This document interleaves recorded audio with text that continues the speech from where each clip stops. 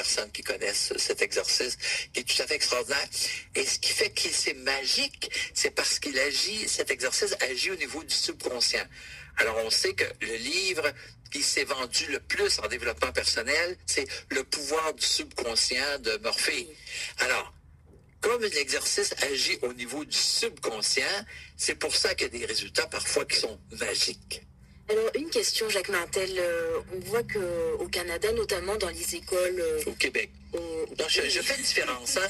Mais Olivia, je vous fais une différence parce que les gens, quand ils viennent, ils voient la différence. Quand ils viennent au Québec, puis ils s'en vont en Ontario, là, ils comprennent pourquoi on insiste pour le Québec.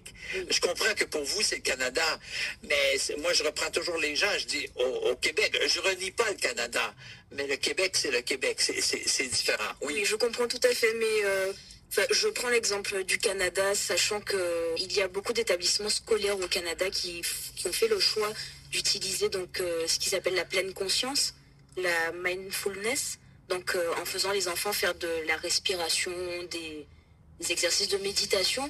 On a l'impression quand même que au Québec, au Canada, une meilleure prise de conscience en fait de tout ce qui est développement personnel, bien-être de soi, estime de soi, qu'il n'y a peut-être pas encore assez en Europe, voire en France. Qu'est-ce que vous en pensez? Alors moi, Olivia, de 98 à 2013, j'ai travaillé 6 à 9 mois par année en Europe, à soit donner des ateliers de développement personnel ou à donner des conférences dans des salons santé mieux-être, surtout à travers la France, la Belgique, la Suisse.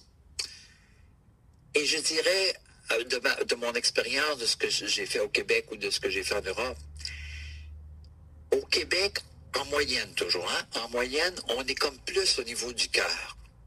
En Europe, ce qui arrive par l'éducation, par tout ce qui s'est passé, tout ça, les gens sont plus au niveau de leur tête. Alors moi, quand je donnais des ateliers de développement personnel, ça me demandait un effort de plus, parce que c'est sûr que les gens qui venaient, ils venaient parce qu'ils voulaient travailler sur eux-mêmes et plus de bien-être. Je ne remets pas ça en question.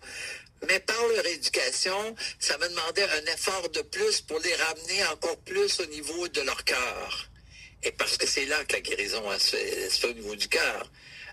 C'est pas tout dans la tête, on veut comprendre, mais la guérison vraiment se fait au niveau du cœur. D'ailleurs, une fois, j'avais fait une conférence, j'avais produit une conférence spécialement pour les Européens, les Français, et le titre de la conférence, c'était « Est-il plus important de comprendre ou de guérir ?» Parce qu'il y en a, Olivia, il y en a qui vont avoir de la difficulté à guérir parce qu'ils ont décidé qu'il fallait qu'ils comprennent pour guérir. Alors que, est-ce que j'ai besoin de comprendre tout comment fonctionne une automobile pour l'utiliser? J'ai pas besoin d'avoir un cours un cours technique de fonctionnement de mécanique automobile. J'ai besoin de savoir, je mets de l'essence, je pèse sur le pédale d'accélérateur, le frein, j'ai le volant et c'est tout ce que j'ai besoin de savoir. En suivant les règles de la circulation et tout. Mais c'est la même chose parfois pour la guérison. Si je comprends, tant mieux, c'est un plus, mais c'est pas une obligation. C'est pas une obligation et on peut guérir comme ça. J'ai vu, moi, je sais pas, moi, en Brésil avec John of God, là, les gens, ils comprennent pas du tout. Quelqu'un, il marche avec une canne et tout ça, il est quasiment paralysé, et il donne quasiment un coup de pied sur la canne et va-t'en, marche. Et le gars, il se met à marcher. Qu'est-ce qui se passe au juste? Bon, on peut supposer bien des trucs, mais bon, ça marche. L'important, c'est que ça marche. Ça va, ça guérit. Donc, voilà. Et en Guadeloupe, avec les rencontres que vous avez pu faire ces derniers jours, vous avez l'impression que les gens sont plus ouverts sur le cœur, comme vous dites? Oui, merci de la question, Olivia, mais par rapport à ce que j'ai vu en moyenne, toujours en moyenne, en Europe, oui, ici, on a une belle ouverture. Il y a une belle ouverture, même, à ce point que... Parce qu'on sait que les gens ont beaucoup de croyances aussi. Oui, mais à ce point que vraiment, je prévois revenir. Si l'intérêt y est, si l'invitation se fait, tout ça, c'est un endroit qui me plaira de revenir. D'ailleurs, je voulais venir ici depuis des années, et c'est suite à l'invitation que Madeleine Bienville m'a fait, de travailleurs dans les îles, qui fait que je suis ici. Sinon, je voulais reprendre. J'avais arrêté pratiquement mes activités au printemps 2013. après avoir été à Tahiti, où ça a été pour moi le summum de mes 25 ans de développement personnel à Tahiti. Pourquoi? Parce que de toute l'expérience que j'ai vécue en 25 ans, c'est à cet endroit où j'ai senti et j'ai vécu avec des gens qui étaient le plus au niveau de leur cœur. Alors pour moi, c'était le sommet de mes 25 années de ce que j'ai vécu avec eux et j'ai vécu des expériences tout à fait extraordinaires.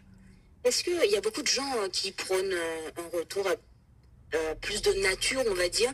Est-ce que c'est plus simple, en fait, quand on est proche de la nature, d'être plus à l'écoute de soi? Je vous dirais oui. Cependant, c'est possible même si on est j'ai envie de dire, dans un milieu urbain. Hein? Ça demande plus de discipline, c'est tout. Hein? De faire le vide intérieurement, d'être branché sur soi, tout ça, ça demande de la discipline. Ça peut se faire partout. C'est bien sûr que quand je suis dans un environnement où c'est rempli d'arbres et voilà, de verdure et tout, ça peut être bien. D'ailleurs, moi personnellement, j'habite à un endroit qui s'appelle l'île d'Orléans, qui est tout proche de Québec, qui est un environnement historique. Et tout de suite là, ça favorise au repos, au recueillement, des choses comme ça, voyez-vous. Mais tout est possible. Tout est possible. Hein, je peux me retrouver en campagne et être perturbé dans ma tête, hein, mais je peux me retrouver en milieu urbain et être calme, paisible. Je peux pratiquer à faire des méditations guidées, même si je suis en milieu urbain, je mets mes écouteurs, je fais une méditation guidée, tout ça, me recentrer, et c'est possible aussi.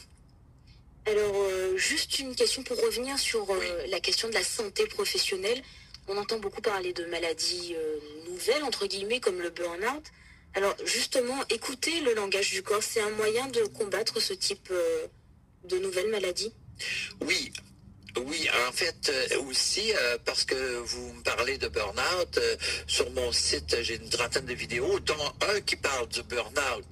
Et pour faire un burn-out ou une dépression, ça prend toujours deux conditions: culpabilité et dévalorisation. Ça prend les deux. C'est impossible que je fasse un burn-out. Impossible si j'ai pas ces deux conditions. Alors, quand un psychologue sait que ça, hein, moi, je peux aller voir un psychologue, il dit, on va travailler ces deux points-là. Et s'il veut pas, on change de thérapeute. Mais il faut absolument qu'il y ait culpabilité et dévalorisation. Alors, quand je travaille un des deux points, supposons que je règle un des deux, je sors de la dépression. Même si ça fait 5 ans, ça fait 10 ans que je sors de la dépression. Il faut travailler ces deux points-là. Alors, ça, on le comprend plus dans la lecture du livre « Le Grand Dictionnaire des malaises et maladies ». Mais toute situation où je peux me libérer du stress, donc une meilleure alimentation, de l'exercice physique, prendre des marches, ou si je veux faire du yoga, ou des choses comme ça. Tout ce qui peut contribuer à diminuer le stress, eh bien, ça m'aide à être davantage en forme, d'être plus efficace, de fonctionner mieux dans la vie, d'être plus heureux avec ma famille, dans mon travail et tout ça. Alors ça, c'est une question qui nous a été posée via le Facebook de la radio. Oui. Donc, c'est une femme qui demande, en fait, au niveau de l'alimentation, lorsqu'on a des envies, est-ce que là aussi, c'est notre corps qui nous parle sur un manque qu'on pourrait avoir de vitamines, de choses comme ça? Ça peut arriver, mais je sais pas, moi... ça dépend là. La question est vague. Je vais vous expliquer. Je peux avoir envie de prendre une barre de chocolat, c'est parce que je suis en hypoglycémie. Je manque de sucre. Bon, mais c'est pas la meilleure façon d'aller chercher du sucre que d'aller chercher dans le chocolat dans ce cas-là. Ok? C'est sûr que si je prends des aliments les plus sains possibles, ça a plus de chances de m'aider. Moi, j'ai fait 10 ans, Olivier, en vitaminothérapie. Donc, c'est sûr que si j'ai une alimentation qui est plus saine, si je diminue les gras, si je diminue le sel, si je diminue le sucre, tout ça, ça va m'aider. Et je peux avoir tendance, je sais pas moi, je peux avoir un goût de pêche, juste les goûts un peu bizarres. Hein? Quand une femme est enceinte, hein, elle a le goût de ci, elle a le goût de ça, d'où est-ce que ça vient? Hein? Mais le corps parle, ça vient au niveau du cerveau, il y a besoin de quelque chose, on peut sentir qu'on l'a dans un aliment ou dans un autre. qu'on soit porté vers plus un aliment que l'autre, j'ai envie de te dire, oui, c'est possible. Encore faut-il savoir si c'est un aliment qui est sain. Bon, si c'est un aliment qui est sain, moi j'ai envie de dire, ben oui, ben allez vers ça. Si vous le sentez, il y a une raison pour laquelle vous sentez ça. Alors, Jacques Martel, une question. Vous avez une formation d'ingénieur? Ingénieur électricien. D'ingénieur électricien, donc une formation très cartésienne pour certains. Oui. Comment est-ce qu'on passe de cette formation cartésienne à ce que vous produisez maintenant en tant que thérapeute? Ben, voyez-vous, Olivia, si on n'a pas le temps de compter toute ma vie ici, mais si je suis dans le domaine dans lequel je suis, c'est parce que je me suis posé beaucoup de questions dans ma vie. J'ai vécu des choses, j'ai vécu des situations de santé, j'ai fait 10 ans d'insomnie, je faisais constipation chronique à l'âge de 20 ans parce qu'on comprenait pas ce que je vivais. Donc, si on comprend pas, c'est parce que c'est nerveux. Donc, j'étais sur les Valium, les Librium à l'âge de 20 ans, hein, pour mon système nerveux. Donc, j'ai dit, je ressentais toutes sortes de choses parce que j'étais un hypersensible. Alors, je me disais soit que je suis fou ou qu'il y a une réponse. J'ai opté pour le numéro 2, à trouver une réponse. Et ce faisant des recherches pour moi-même d'abord et avant tout, j'ai fait des recherches pour moi-même, mais comme j'ai des facilités au niveau de la communication et tout, bon, j'ai trouvé des choses pour moi qui m'aident pour moi et je peux les transmettre à d'autres personnes qui sont intéressées, eux aussi, à cheminer pour être mieux dans leur foyer. Hein? Cheminer, foyer. Cheminer, foyer, non. Voilà. Et justement, donc, Jacques Martel, qu'est-ce que vous pourriez conseiller donc, à nos auditeurs pour être mieux dans leur corps? Alors, pour ceux qui veulent tenter l'expérience, je vous dis, écoutez, allez voir sur le site internet www.jacquesmartel.com, les petits bonhommes allumettes. Mais, Olivia, j'ai actuellement 8 livres de disponibles. Bon, ils ne sont pas tous dans les librairies. J'ai vérifié ici. Certains ont le grand dictionnaire de malaises et maladies, mais commandez-le. Dans beaucoup de mes livres, dans le livre, par exemple, Atman, le pouvoir de l'amour, il y a 8 exercices. Je veux dire, il y a beaucoup, je mets toujours le plus d'informations possible pour que chacun devienne le plus autonome possible et se prenne en main le plus possible. Si j'ai besoin d'un médecin, je vais le voir. Si j'ai besoin d'un thérapeute, je vais le voir. Hein, ou d'un autre spécialiste, je vais le voir. Mais je mets ce côté pratique que j'ai, hein, comme ingénieur, ce côté pratique.